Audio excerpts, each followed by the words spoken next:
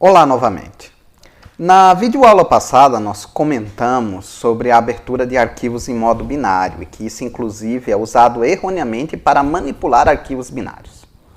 Uma vez que o C++ não precisa desse modo de abertura para manipular esse tipo de arquivo. Mas o que são realmente arquivos binários? Nós temos trabalhado bastante nesse curso com arquivos texto, por exemplo, o código-fonte dos programas desenvolvidos. Mas em informática, de uma maneira geral, são mais utilizados os arquivos binários, que são definidos como um arquivo que contenha uma sequência de bytes que não representem texto puro. Eles são usados para armazenar diversos tipos de informação, como imagem, vídeos, executáveis. Nós temos na tela um exemplo de uma estrutura representada em memória. Assim, toda essa estrutura seria gravada no arquivo da mesma forma que é representada em memória, sem qualquer tipo de conversão, a princípio.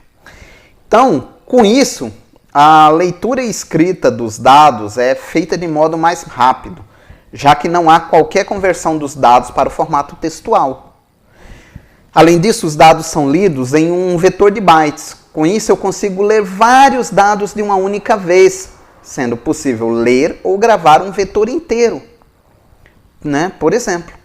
Por fim, e mais importante, dados em formato binário ocupam o tamanho ocupado em memória, ou seja, o tamanho do tipo da variável. O inteiro, por exemplo, seria armazenado normalmente com 4 bytes. Indiferente do seu valor, seja 14, seja 32.000, seja 1 milhão. O tamanho só seria dependente de quantos bytes o compilador utiliza para representar um inteiro. Geralmente 4 bytes na maioria dos compiladores atuais. Dentre os arquivos binários, merecem destaque os arquivos tipados, que recebem esse nome por serem a implementação de um vetor de tipos, de registros. Como todos os registros ocupam o mesmo espaço na memória, é relativamente fácil manipular esse tipo de arquivo, pulando posições, inclusive. Cabe aqui um comentário que, para a maioria dos sistemas operacionais, a manipulação de arquivos é feita usando sequências binárias, mesmo para arquivos texto, como ilustrado no exemplo ao lado. Esse exemplo usa apenas chamadas de sistemas operacionais em Unix para produzir um arquivo teste.txt com a palavra teste como conteúdo. Em C++, também utilizamos uma abordagem similar, como pode ser visto nos trechos de código ao lado, em que usamos os métodos read e write para ler e escrever dados em arquivos. Notem que esses métodos utilizam vetores de caracteres ao invés de strings, por questões de eficiência. Vamos ver um pequeno exemplo de strings binária? Queremos saber quantas vezes aparece o caractere A minúsculo ou A maiúsculo em um arquivo qualquer, não importando se esse arquivo está no formato texto ou binário. Nós temos um exemplo de código que realiza essa tarefa, Vamos a algumas observações.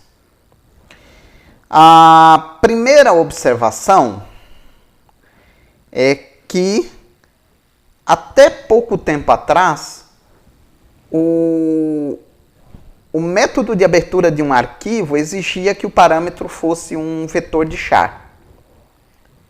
Então, nesse código aqui, nós usamos o método cstr na string, que justamente devolve o conteúdo da string como um vetor de caracteres. Em compiladores mais recentes, isso não é necessário. Você poderia pôr apenas nome arc aqui. Então, deixa o .cstr. Então, recomendamos que você teste isso, inclusive. Bom, continuando, os métodos read e write fazem a leitura de um vetor de bytes, um vetor de caracteres. Como queremos ler apenas um caractere por vez, criamos e usamos um vetor de char, com um único char. E aí, por fim, nós temos um exemplo de execução, né, desse código. Nós checamos a existência de caracteres A minúsculo ou maiúsculo no próprio executável gerado com esse código. Então, vejam que funcionou com arquivos binários. Então, recomendamos que você faça testes similares em sua máquina para verificar os resultados. Bom, mas nós podemos usar o read e o write para ler e escrever o conteúdo de uma variável qualquer em arquivos. Para isso, basta enxergar essa variável lá na memória ou no arquivo como um vetor de bytes. No caso da escrita, isso é feito por meio de um desses dois comandos aqui, sendo que esse aqui é mais próximo à linguagem C pura. Recomendamos para códigos mais recentes essa sintaxe aqui.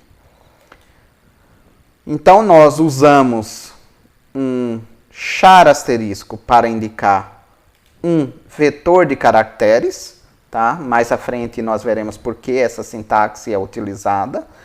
É uma notação usando ponteiros, então aqui nós estamos passando um vetor de char, um vetor de bytes, que foi alocado dinamicamente e não sabemos o tamanho a princípio. Então, por isso, usamos essa sintaxe.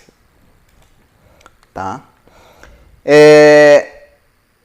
Para acessar essa variável na memória, nós usamos o endereço dela, então o E comercial, então, para pegar o endereço dela na memória.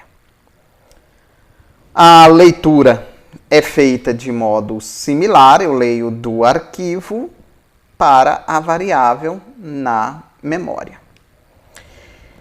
Então, considerando, por exemplo, um registro aluno, nós temos aqui na tela de como poderia ser feita a leitura, né, e escrita dessa variável em um arquivo.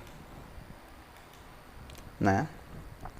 Nós temos aqui na sequência um exemplo para leitura e escrita de um vetor. Percebam que no caso do vetor, ou eu passo o tamanho do vetor multiplicado pelo tamanho de cada variável, ou o tamanho desse vetor inteiro. Essas duas formas estão corretas. Bom, quando da manipulação de arquivos binários, principalmente os tipados, é bastante comum querermos mudar a posição de leitura e escrita nesses arquivos. Ou então simplesmente verificarmos em que posição estamos. Para sabermos onde está essa posição, nós usamos tel-g para indicar a posição de leitura e tel-p para indicar a posição de escrita. Para modificarmos essas posições, nós usamos seq-p, né, para modificar a posição de escrita e seq-g para modificar a posição de leitura. Bom, nesse trecho aqui, né, nós posicionamos, nesse trecho aqui, nós posicionamos a leitura no terceiro registro, porque 2, a posição 0 o primeiro registro, posição 1 o segundo, posição 2 é a terceira. Notem que em arquivos, posição 0 é o início, assim como em vetores. Se eu quiser posicionar no início ou final do arquivo, eu posso usar .end ou .bag, né, respectivamente para final e início do arquivo. Né? Bom, vamos ver um pequeno exemplo? Nós queremos ler um programa queremos fazer um programa que lê o conteúdo de um arquivo texto de uma única vez. Ele vai ler e imprimir em tela, mas de uma única vez. Para isso a gente precisa saber o tamanho desse arquivo. Né? Então, como é que podemos fazer isso? Dá para fazer de várias formas. Uma das formas é essa.